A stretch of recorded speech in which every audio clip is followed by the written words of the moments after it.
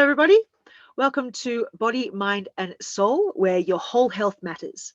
I am Jemima Godsall, and my co-host, beautiful Darcy Mata. Hello. Hello. And hello. We bring topics each week surrounding mental health, physical health, and spiritual health. And also, I'm an ambassador for Theraexpressions Meditation, which is in Casper, Wyoming, where there are two mental health matters. Check them out, www.theraexpressions.com. Little tongue-tied. And just before we get into the nitty-gritty, there is a disclaimer down below, guys. Got to get that out of the way. But more importantly, there is a 988 number for mental health. If you know or anybody knows of anyone who has mental health issues and you feel alone, you are never alone, reach out to them. And there are a couple of European and Australian numbers down there as well, suicide help numbers. Okay, so this week, yes, we're still on mental health topics. I know, I was just saying, Darcy, I've got to change this. This one's a big one, but we're going to try and compact it within 20 minutes. All right, I've got my clock here, and it's the big word, and even Darcy was going, oh no, is the big word of closure. How do we, be it from, I just finished a class and it was really beautiful, like 4 weeks of classes, and it was really beautiful, and the today's, leaving and the community you're making, the closure sort of feeling is like, but then also on the other extreme opposite side, heavier things like when relationships end and you have that closure of a relationship, or when you move away, closure in that environment, just the closure overall. And we all know it brings around some sort of resistance because you don't want it to end in a way, or it brings around a definite defined ending to a certain part of your life, right, which is always kind of, oh gosh, a little nerve-wracking, brings up emotions. And so closure yeah, is not my favorite topic because I am not very good at it. I mean, that's not true. I'm really good at it for other people, like other people who come to me who need closure. Great, I'm right there for you. But for my own, I am not as proactive as you need to be for closure. I think that's really the thing. Closure requires agreement and participation by you, for you, right? Yeah. Right? Yeah. Right. It really does. And I think it requires ceremony and then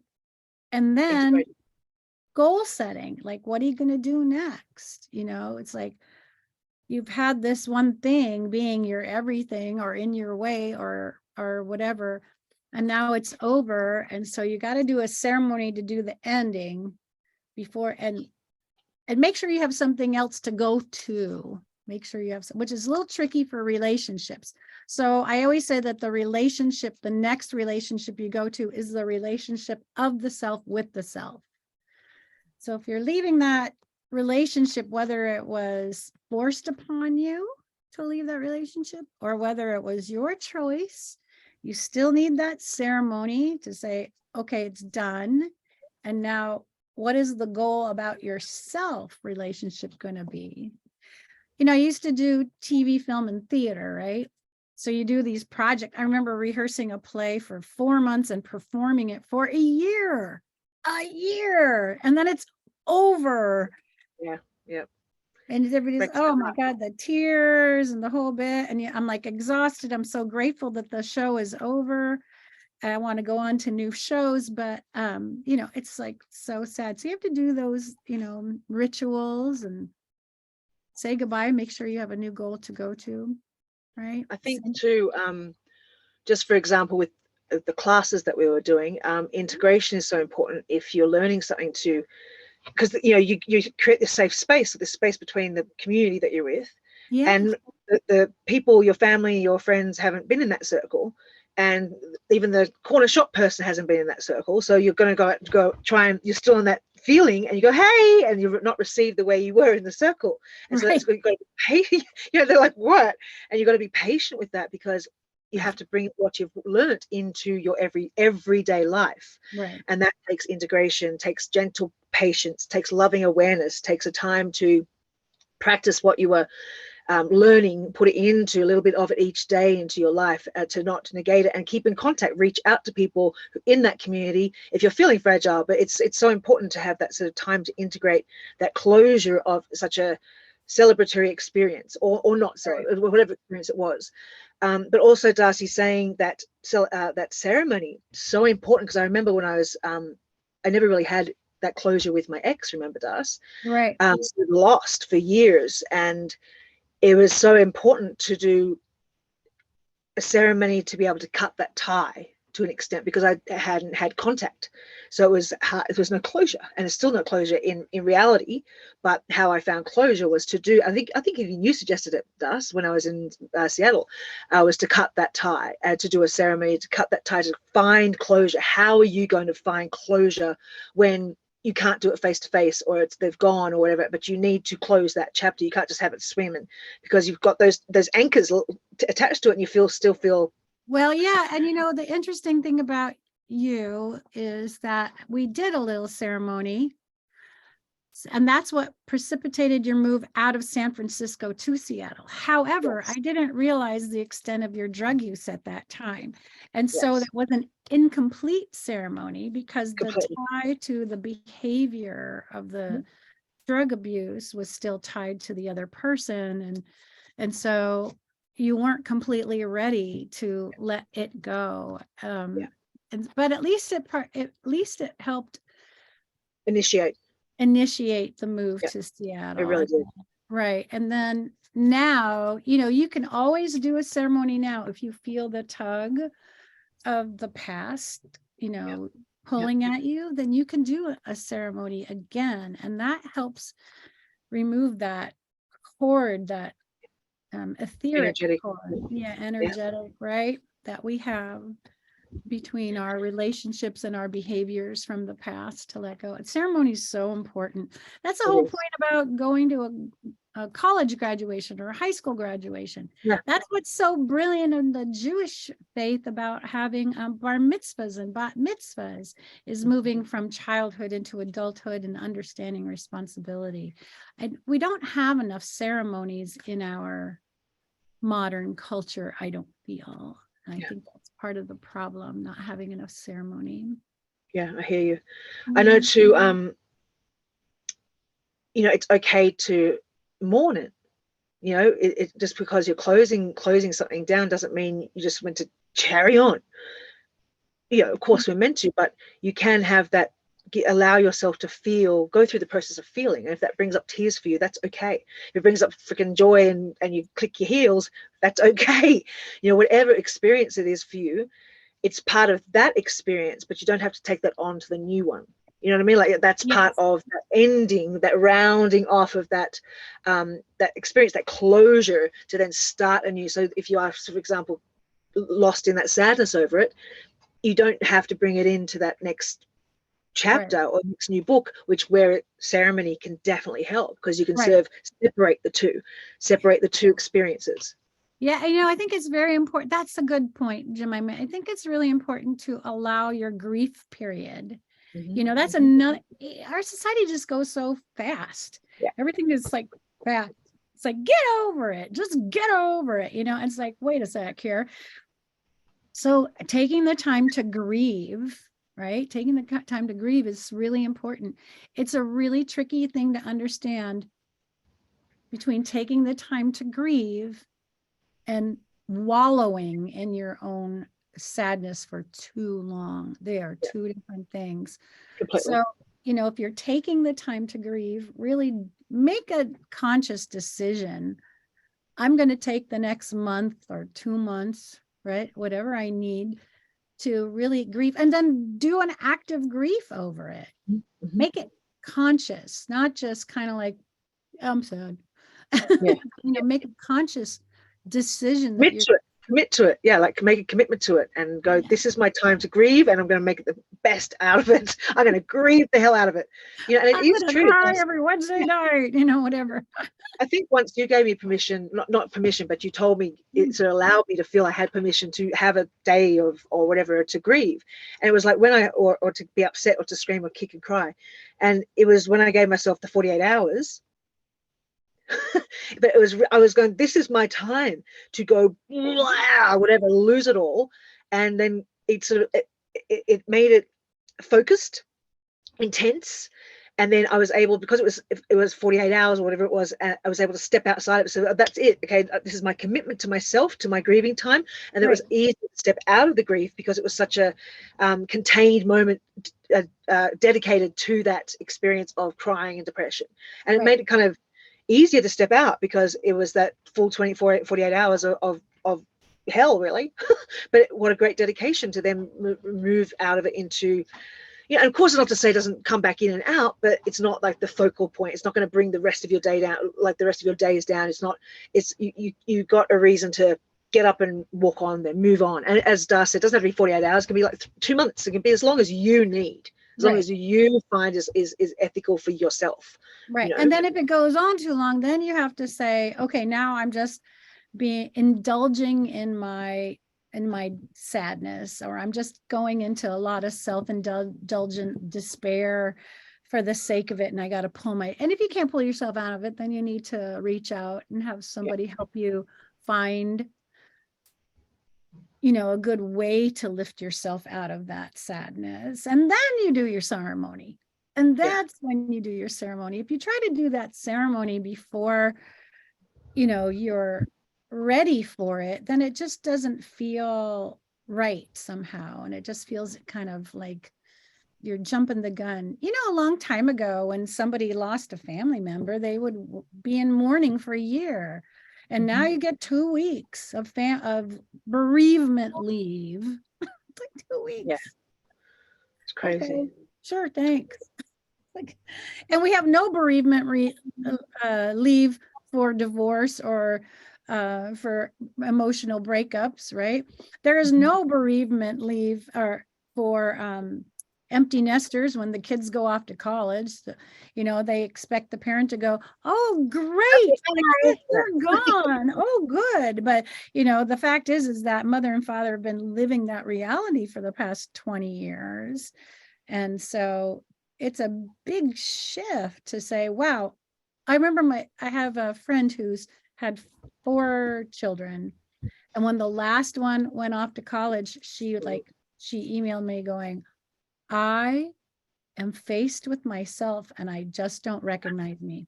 Yeah, after 4 kids over how many years? My goodness, you know what I mean? Like, of course you wouldn't. You have to be like, you would be in a bit of a crisis point. You're like, who the hell am I? Right, that's what who am I? Who am I? I don't recognize me.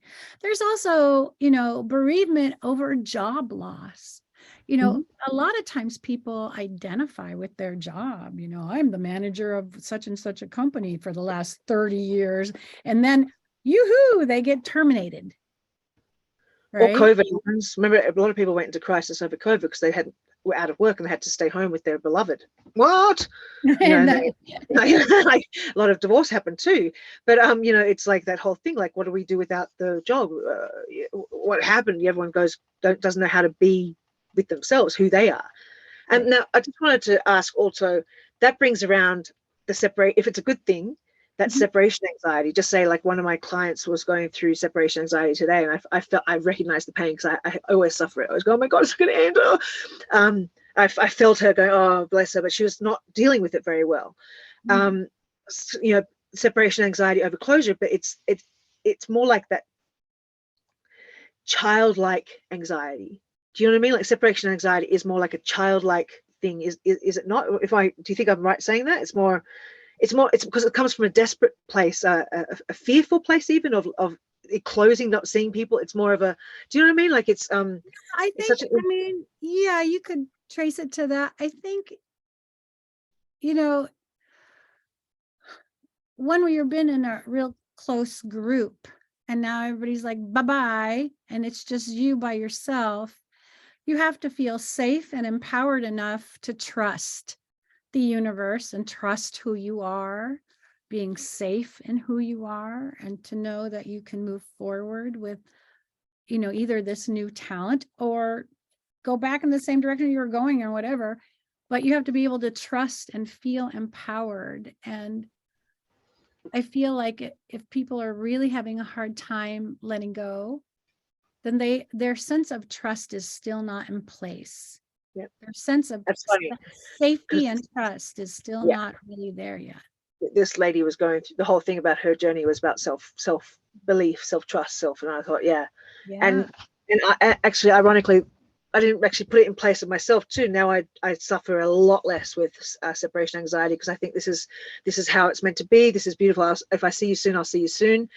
You know, so it's a whole different experience, because I'm learning to trust myself more and love myself more than I have definitely in the past. Right, Interesting. right. Interesting analysis. Right. With children, when you asked about children, the thing that's different with children is they have to learn trust. So separate anxiety in a child, when a parent drops a child off at school, let's say, like at preschool or kindergarten, and they say, okay, I'm going to pick you up later. The child has to learn through repetition that the parent will come back. Yeah. That their trust in the world and the universe, they don't have the skill set or the knowledge to support that sense of trust. And that's the whole point of going to school and preschool, so that you can go to school, so you can develop a sense of trust that there is hopefully a rhythm to life and the world that you can trust and be a part of, and that, yes, your parents will come back. And, I think I've done this before. I taught little kids how to put their hand on their heart and feel their heartbeat. And I used to tell them, okay, get that one from your parents or your mom or your dad or whatever. And there's only one like it in the whole world. And that's yours for you, special. If you close your eyes, you can feel your mom and your dad in you. And so they'll feel their heart beating. I'm like, that's your mommy and daddy. That means they will always come back. And at first I felt guilty saying that, because like, what if they don't? But no, metaphorically, it's also true, because there's our DNA, there's our life. And even if your parents have passed on, they come back when you tap into your heart. They come back. So just teaching them to, oh yeah, it's so cute when kids connect to it. Not all kids connect to it, most of them do. If you repeat it enough, they'll connect to it. But it's that thing that we have to do now as an adult. Say, yeah, it's all in me. Everything's all in me. And I trust myself in the universe. I trust myself in this moment here now. And I know I can recreate and find new relationships and keep it moving forward. Right. So yeah, that sense of trust is really important. Big topic, closure. It has so many avenues to explore in closure. But it always, I think, comes down to the same thing, that beginning of a new chapter, and the feeling that comes with that closing of something, that the ending of something. That word ending is such a dramatic word, it's really just moving on. No matter what, in this living, until we out of this world, we don't end, we'll move on. I always tell people, also I tell clients that it's really, you can beginning, it goes back to acting classes, end your beats to begin a beat. You can't begin a beat unless you end your beat. So really that ending is about a new beginning. It's a beginning. It's totally about a beginning. So you say, that was good. Yep. Good. Yay. Okay. Yeah, nice work. Yay. Now what? Yeah. That's the human experience, isn't it? It's part of that journey that we're on. As a human experience, our soul goes through these experiences, these episodes, this where after every one we have closure and we move on to the next one with our, hopefully have learned something, Yeah. But I know, guys, it's a heavy topic to sort of put in, but on that note, we're closing. Not just yeah, I'm happy to talk about it anymore, anytime. Yeah. Closing, that's enough. Darcy, do you have a card you can pull us, my love? Oh yeah. I wonder what the card is, closure topic. Yeah, I got 2 cards, which is kind of cool, I have to say. Okay. Good. We like that. So the first one and I'm using John Holland's Psychic Tarot deck. Psychic, beautiful. I love these ones. Yeah, I do too. And so the first one that came out was Solitude. Interesting. Yeah. Yes, it's because it's number 9, which is about endings. Number 9 is an ending, right? So number 9. Okay, ding, ding, ding, ding. So it says, stop. Stop. Your soul is calling out and needs to be honored and heard. The answers you seek aren't necessarily found in the outer world. The time has come for you to step back and withdraw from outside commotion. The Solitude card is a reminder of how important it is to pause, still the mind, meditate, reflect, reevaluate and discover the wisdom and answers. To discover the wisdom and answers are within the very soul of your being. Did we just say that? Didn't you just say that to us? I think that was part of our conversation. Love that. Amazing. I looked at this and I said, oh, it's going to be sad, but it's not. When you become aware more, let me start again. When you become more aware of your soul and heart, you strengthen the link to the divine source, and you're able to once again remember your true perfection. Meet your soul halfway and schedule some alone time to commune with your soul, and also give this power of spirit the opportunity to reinvigorate you with life force and viability and vitality. Conserve your energy. That's really true if you're going through grief. Conserve your energy and deal with one thing at a time as you follow the prompts from within. When it comes to moments of quiet inner solitude, it really isn't about quantity, it's about the quality that counts. The soul constantly draws to itself what it needs in order to learn and grow. For example, during this period, someone may step into your life, and by sharing his or her own experiences, you may receive helpful insight and wisdom into your own. And the archetype for this in a traditional tarot would have been hermit. Hermit, yeah. So there you Beautiful. go. It's so fitting. So fitting. So but also fitting. it's true. When you close something, it is a lone experience. It's by, like, no matter what, no one goes through the same experience of closure that you do. Like, right. Even if you're in the same class, it's still a different experience of closure. So it is a time of solitude where you have to go within and know how you're going to proceed forward with that closure. Amazing. Yes. Amazing. And you got to process. Yeah. Right? Whether you're going out of a relationship, going out of a job, moving, ending a brilliant class or a production or, school, etc.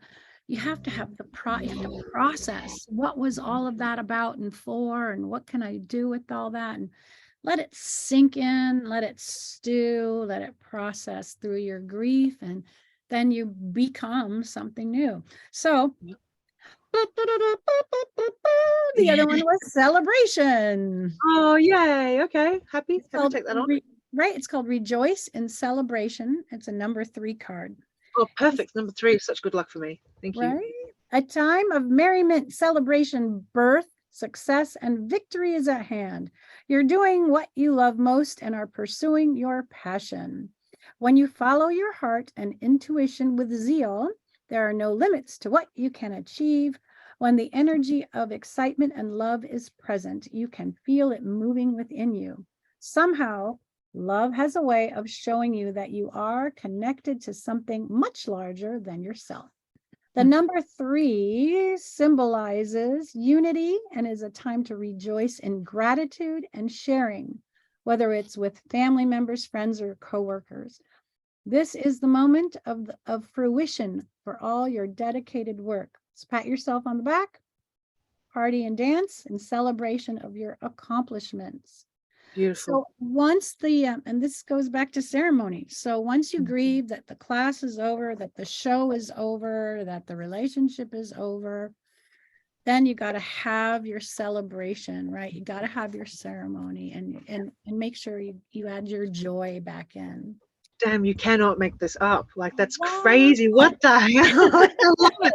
Like, it just spoke exactly what we spoke. That's amazing. In a much more, well, not eloquent way, beautiful, spiritual way. Yeah, very beautiful. Beautiful. Thank you, Darcy. Thank you, everyone. Be light and kind and gentle with yourselves. Be patient with yourselves. Something is closing. We got your back. Come and join us. Don't forget to like, share, subscribe. Body, mind, and soul. We love you. Thanks, Darcy. Love you. Bye. Bye.